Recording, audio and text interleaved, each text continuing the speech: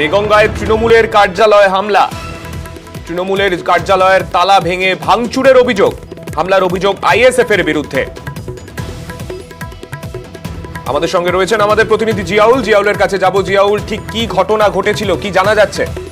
দেখো, দেওঙ্গা নুননগর গ্রাম পঞ্চায়েতের হাজিনগর এলাকায় সেখানে তৃণমূল কংগ্রেসের দলীয় কার্যালয় রয়েছে। সেই কার্যালয়ে রাতের অন্ধকারে কে বা কারা সেখানে ভাঙচুর করে এবং তালা ভেঙে ভাঙচুর লুটপাট করে, এমনটা অভিযোগ শাসক দল তৃণমূল কংগ্রেসের পক্ষ থেকে করা হয়েছে। কিন্তু অভিযোগের তীর করা হচ্ছে আইএসএফ এর দিকে। কিন্তু আইএসএফ সমস্ত অভিযোগ অস্বীকার করে বলছেন যে এই ঘটনার সঙ্গে তারা কোনো রকম ভাবে যুক্ত না, তাদেরকে দোষারোপ করা হচ্ছে।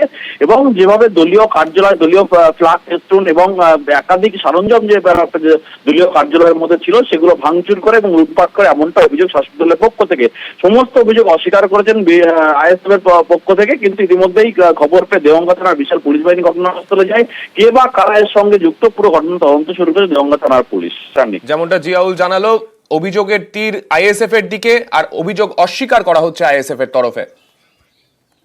এখন এখানে আমাদের বিরোধী শক্তি, আমাদের যারা আমাদের যাদের প্রতি সন্দেহ, এটা আইএসএফ এর লোকরাই করতে পারে। থানায় অভিযোগ করেছেন?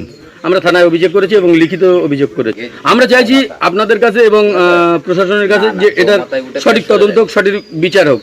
কেন এমন হবে? এটা সম্পূর্ণ সাজানো ঘটনা।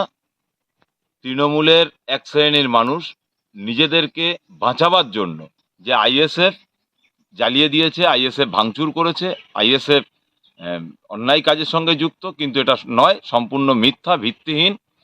এটা সম্পূর্ণ সাজানো ঘটনা।